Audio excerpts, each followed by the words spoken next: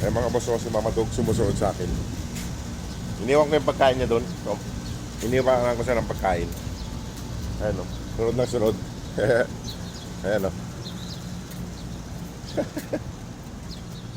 Punta mo na yung pagkain mo doon. Huwag ka na sumunod sa akin. Ayan o. Oo.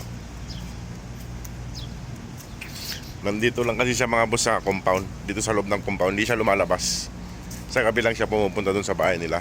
Kasi natatakot siya doon sa mga kwan, sa malalaking asong lalaki. Ayaw siguro magpaligaw. Kaya, ayan, nandiyan siya. Ayan o. Nasunod pa rin siya. Scooby, pumunta ka na doon sa bahay nyo. Kaya andun yung pagkain nyo.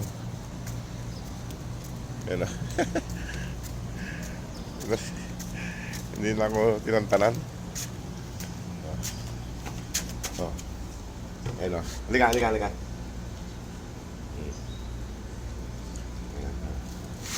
Punta ka na doon sa inyo. Punta ka na doon sa inyo. Ay mga boss, oh. Punta ka na doon sa inyo. Takot kasi siya doon sa mga lalaking aso. Ang dami kasi doon. Dito siya nag-i-stay.